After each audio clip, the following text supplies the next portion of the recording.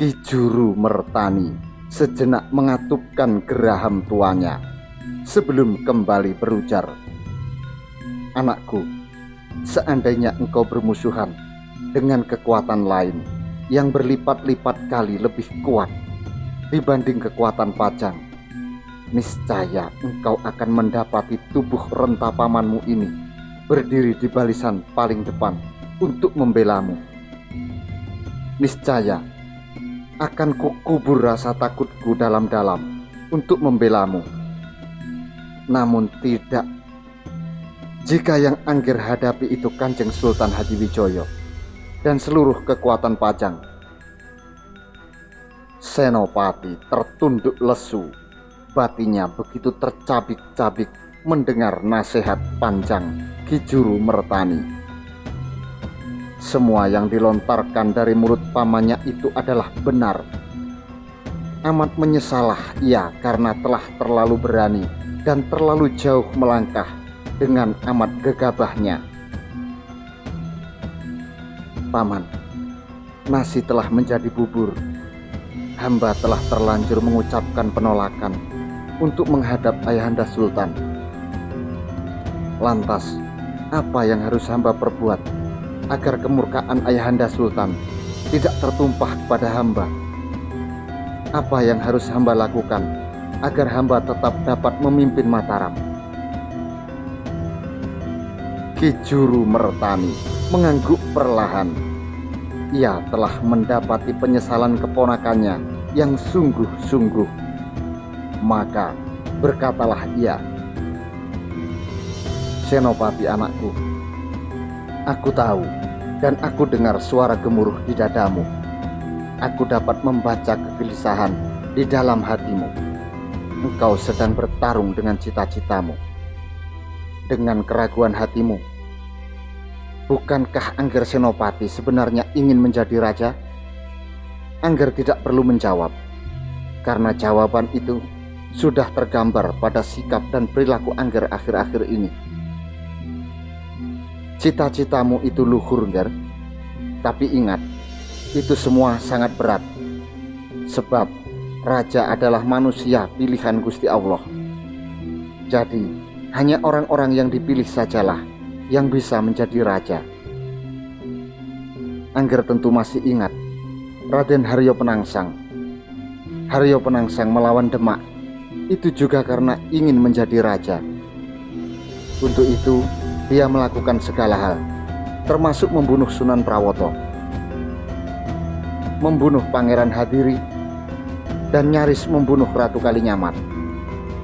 Tapi Gusti Allah tidak memilihnya. Jadi wahyu keraton atau wahyu keprabon itu tidak datang kepadanya. "Wahyu keprabon?" tanya Senopati. "Ya, wahyu keprabon. Tidak ada seorang pun sanggup duduk di atas singgasana tanpa wahyu keprabon. Kalau kemudian mendapatkannya dengan cara perang atau tanpa perang, itu cuma jalan, cuma lantaran. Tapi yang penting adalah mendapatkan wahyu keprabon itu. Coba Angger pikir, apa artinya kekuatan pemuda-pemuda yang Angger gembleng dibanding dengan kekuatan pasukan Jipang Panolang saat Haryo Penangsang memimpin Jipang? Mataram tidak ada seujung kuku pun. Apalagi saat itu Jipang didukung oleh hampir seluruh kekuatan Bangwetan. Tapi bisa dihancurkan oleh kekuatan Pajang yang dipimpin oleh almarhum Kakang Pemanahan, ayah Angger. Contoh lain, Angger tentu masih ingat dengan kisah pemberontakan Rakuti pada Prabu Jayanegara di Majapahit. Saat itu, Prabu Jayanegara adalah raja yang lalim dan lemah sehingga mendapat julukan Kalagemet. Hampir seluruh pejabat, pasukan, dan rakyat Majapahit tidak menyukai raja itu. Rakuti berhasil memanfaatkan keadaan tersebut untuk menghimpun kekuatan lalu memberontak. Dia memang berhasil menguasai keraton Majapahit, tapi itu hanya sementara. Di bawah pimpinan Begal Gajah Mada, kekuatan pendukung Prabu Jayanegara selaku Raja Majapahit yang sah berhasil menumpas pemberontakan Rakuti. Rakuti tidak bisa menjadi raja, padahal dia sudah menguasai keraton Majapahit dan duduk di atas kursi singgasana Wilwatikta. Itu karena dia tidak punya wahyu keprabon. Jelas Ki Juru Mertani. Senopati mengangguk-angguk. Saya paham maksud paman. Ki Juru Mertani tersenyum seraya menepuk pundak keponakan terkasihnya itu.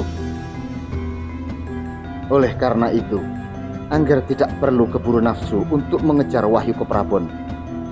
Sebab kalau sudah menjadi pulung Angger, menjadi takdir Allah, wahyu itu akan datang dengan sendirinya kepadamu, Nger. Ki Juru Mertani berhenti sejenak. Matanya menatap Sang Bagaskara yang mulai tergelincir ke arah barat. Kemudian kembali ia berujar, kalau Angger sudah bertekad bulat, Angger harus sudah mulai mendekatkan diri pada Sang Maha Penguasa, juga Sang Maha Pengasih. Mendekatkan diri kepada Zat Maha Pemberi wahyu keprabon tersebut, Gusti Allah Subhanahu wa Ta'ala. Saya mengerti. Terima kasih atas nasihat paman. Sekarang hati saya menjadi tenang, pikiran saya menjadi bening. Memang tidak sepantasnya saya melawan Ayahanda Sultan, jawab Senopati. Dan Angger juga jangan lupa, mohonlah dengan bersungguh-sungguh kepada Gusti Allah agar Kanjeng Sultan tetap sayang dan mengasihimu. Mohonlah dengan bersungguh-sungguh agar kelak Kanjeng Sultan ikhlas memberikan tahtanya untukmu setelah beliau wafat. Setelah itu Angger dapat memindahkan pusat pemerintahan dari Pajang ke Mataram. Itulah cara yang benar dan terbaik bagimu untuk mewujudkan Wirayatuya Kanjeng Sunan Giriprapen. Lanjut Ki Juru Mertani. Senopati pun mengangguk-anggukkan kepalanya. Dijanjikannya kesanggupannya untuk menjalankan semua nasihat Ki Juru Mertani. Ki Juru Mertani pun meninggalkan Senopati dengan hati lega. Telah diberikannya nasihat sesuai kesanggupannya, telah diucapkannya kepada Sultan Hadiwijoyo. Ia sangat berharap Senopati sungguh-sungguh menjalankan nasihatnya dan Wirayatuya Sunan Giriprapen benar-benar mewujud pada diri Senopati. Apalagi kalau diingatnya cerita almarhum Ki Pemanahan perihal wahyu Gagak Emprit yang mewujud pada air kelapa ajaib di kebun kelapa milik Ki Ageng Giring. Sungguh ia berharap kepada Gusti Allah agar Senopati kelak akan menjadi matahari perkasa yang menyinari seluruh tanah Jawa. Malam telah bergerak meninggalkan setengah perjalanannya. Angin dingin terus menyerbu, menggigilkan tubuh yang tidak berselimut atau tak tertutup kain. Rembulan bulat masih bertahta di langit, terus memberikan sinar lembutnya. Bagai kunang-kunang maha besar menerangi bentangan layar raksasa beludru hitam langit malam dan menjadi hiasan malam yang menakjubkan. Malam terus bergerak menuju pagi, namun tak juga mata Ki Juru Mertani terpejam. Sejak malam memasuki saatnya dan terus bergerak sesuai waktu yang telah ditetapkan Gusti Allah kepadanya, lelaki bertubuh kecil itu tak juga mengantuk. Dia terus duduk bertafakur sambil memandangi langit kelam sang malam, sembari terus mengingat cita-cita keponakannya yang teramat luhur untuk menjadi raja di tanah Jawa. Kakang Pemanahan, anakmu ternyata punya keinginan untuk menjadi raja. Kau pasti melihat dari alam halusmu. Aku berjanji akan membantu cita-citanya dengan sisa-sisa tenagaku, agar ia bisa mencapai cita-citanya dengan jalan yang lurus dan cara yang benar, bukan dengan balelo melawan Kanjeng Sultan Hadiwijoyo. Bisiknya dalam hati. Dahulu Ki Ageng Pengging dan kakaknya Ki Ageng Tingkir pernah meminta kepada Syekh Siti Jenar agar Wahyu Keprabon yang berhasil diboyong Demak dari Majapahit bisa dipindah ke wilayah Pengging. Syekh Siti Jenar menyanggupinya, dan akhirnya beberapa tahun kemudian Wahyu Keprabon itu berhasil pindah ke Pajang. Sekarang, apakah Wahyu Keprabon itu benar bisa dipindahkan dari Pajang ke Mataram ini? Seperti Wirayatuya Kanjeng Sunan Giri Praben.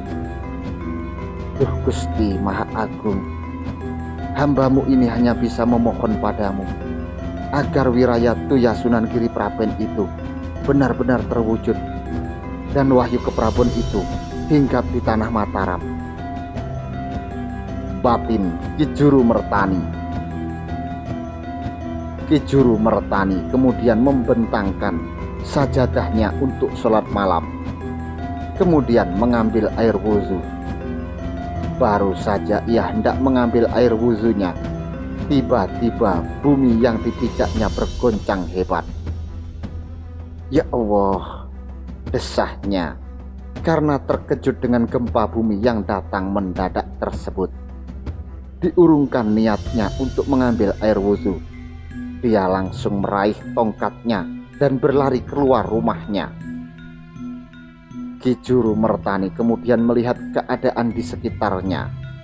Sungguh aneh. Orang-orang dan para prajurit jaga di rumahnya tidak ada yang terpengaruh dengan gempa bumi yang dahsyat ini. Orang-orang yang sedang enak tidur tidak ada yang terbangun. Para prajurit jaga tetap berjaga seperti biasa. Duh Gusti Allah, apa sebenarnya yang sedang terjadi? Batinnya. Tiba-tiba bulu kuduk penasehat tertinggi Mataram ini berdiri ketika dirasanya tiupan angin topan menderu-deru, lalu kemudian bertiup ke arah barat daya. Ki Juru Mertani kemudian menatap ke atas langit. Langit malam tampak bergetar hebat, dan yang sangat ajaib adalah bintang-bintang dan rembulan purnama seolah bergerak ke arah barat daya. Angin ini bertiup ke arah barat daya, pun demikian dengan bintang-bintang dan rembulan purnama yang seolah bergerak ke arah barat daya. Bukankah itu ke arah Lipura? Ya, Angger Senopati sedang berada di sana. Ki Juru Mertani segera mengambil kudanya dan menungganginya. Ditolaknya pula tawaran para prajurit Mataram untuk mengawal kepergiannya. Ia segera memacu cepat kudanya menuju ke Lipura. Selain Ki Juru Mertani yang merasakan fenomena alam yang aneh tersebut, beberapa orang yang waskita di Mataram pun merasakannya, termasuk Surodipo. Surodipo langsung terbangun dan melompat dari tempat tidurnya. Ia segera berlari keluar rumahnya. Dari langkan rumahnya, ia menyaksikan apa yang baru saja Ki Juru Mertani saksikan. Angin yang teramat deras, bak angin topan bertiup kencang ke arah barat daya. Pun demikian dengan bintang-bintang dan rembulan purnama yang seolah bergeser, bergerak ke arah barat daya. Bukankah itu ke arah Lipura? Bisik Surodipo dalam hatinya. Di keraton Pajang, Sultan Hadiwijoyo sedang terlelap dengan istrinya. Namun Sultan gelisah dalam tidurnya di malam yang begitu hening tersebut. Nun jauh di alam mimpinya, ia sedang berjalan melewati hutan belantara sambil menerabas berbagai alang-alang dan rintangan lainnya demi keluar dari hutan tersebut. Setelah bersusah payah, akhirnya ia berhasil keluar dari dalam hutan. Tetapi alangkah terkejutnya ia ketika melihat satu bangunan keraton yang teramat megah di luar hutan yang baru saja ia lalui. Dan yang paling membuatnya tercengang ialah ia melihat putra angkatnya, Senopati, sedang berdiri di atap tertinggi keraton tersebut. Tepat di atas kepalanya nampaklah bulan purnama raksasa berwarna emas. Senopati nampak tengah berdiri dengan gagahnya, disinari oleh cahaya emas berkilauan dari bulan purnama emas yang letaknya sangat dekat dengan kepala Senopati. Sultan Hadiwijoyo hanya bisa tercengang melihat fenomena tersebut. Di dunia nyata, sekonyong-konyong keheningan malam itu lenyap. Bumi bergoncang dengan amat dahsyatnya. Angin bertiup dengan amat kencang, seolah membadai. Seluruh bangunan Keraton Pajang seolah hampir runtuh diguncang oleh lindu yang maha dahsyat tersebut. Ruangan balai penghadapan Keraton Pajang yang asalnya remang hanya diterangi seadanya oleh lampu minyak di 4 sudut ruangan, tiba-tiba memancarkan cahaya emas yang terang sekali. Kursi singgasana sang sultan memancarkan cahaya emas yang jauh lebih terang daripada seluruh beda yang ada di ruangan ini. Di lain tempat, Sultan Hadiwijoyo yang sedang terlelap tidur tiba-tiba mengigau. Seluruh tubuhnya berontak, nafasnya sangat sesak serasa dicekik. Sekujur tubuhnya mengucurkan keringat yang amat deras. Sementara cahaya emas di ruang balai penghadapan semakin terang menyilaukan mata, bagaikan cahaya sang mentari di tengah hari bolong. Dan seiring semakin dahsyatnya gempa bumi yang melanda seantero kota Raja Pajang, serta angin ribut yang sangat dingin semakin bertiup kencang, satu bola sinar emas bagaikan matahari keluar dari kursi singgasana sang sultan, melesat terbang ke angkasa bagaikan ekor bintang. Seiring lenyapnya sinar emas yang keluar dari singgasana Sultan Pajang, gempa bumi serta badai yang melanda kota Raja Pajang pun langsung berhenti. Lenyap seketika itu juga. Sang sultan pun terbangun dari tidurnya dengan sekujur tubuh terasa sangat letih dan lemas serta basah oleh keringat dingin. Ia lalu celingukan menatap sekeliling kamarnya, lalu mengusap-usap wajahnya berulang kali. Permaisurinya pun terbangun dari tidurnya dan langsung memegang bahu suaminya. "Kanda Sultan, kenapa?" Sultan Hadiwijoyo mendesah dengan amat lemas. "Kita ini berada di mana, Dinda?" Sang permaisuri menaikkan alisnya karena heran dengan pertanyaan suaminya tersebut. "Di kamar istana kita, Kanda Sultan. Kenapa?" Sultan Pajang kembali mengusap-usap wajahnya yang basah oleh keringat dinginnya. "Entahlah, tiba-tiba perasaanku menjadi kosong. Kekuatanku seperti hilang semua." Permaisuri lalu menatap ke sekeliling kamarnya, lalu memegang tengkuknya sendiri yang terasa dingin. Ia pun tiba-tiba merasakan suasana yang sangat sepi mencekam, hampa sekali.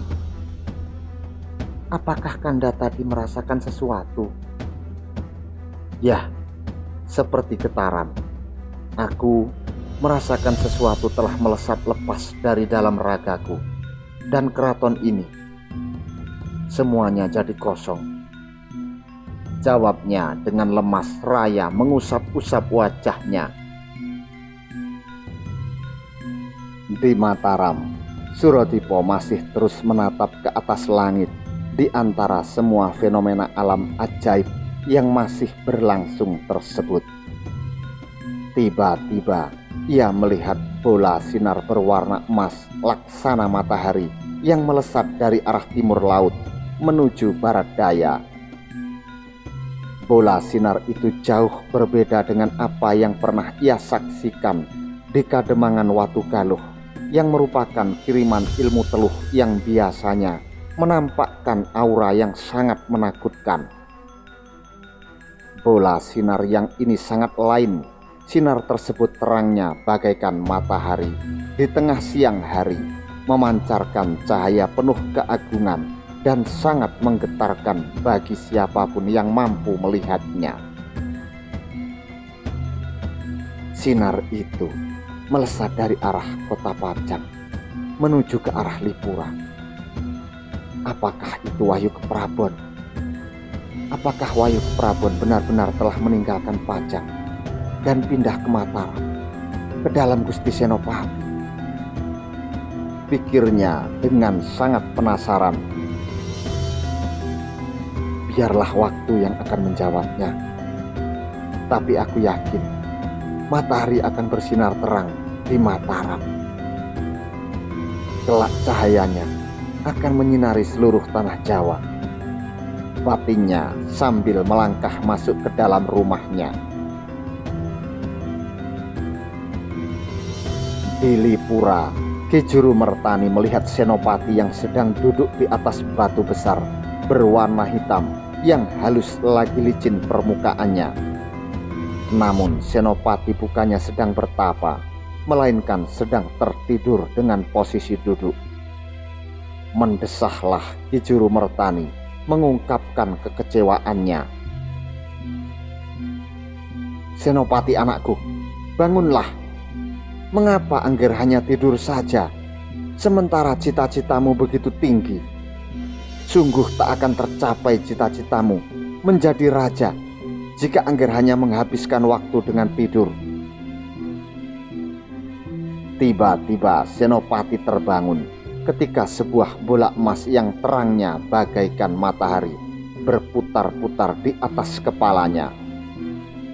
Sekonyong-konyong bola sinar bercahaya emas itu melesat turun dan berhenti di hadapan wajah Senopati. Ditatapnya benda bercahaya sebesar buah kelapa itu dan sosok Ki Juru Mertani dengan keheranan.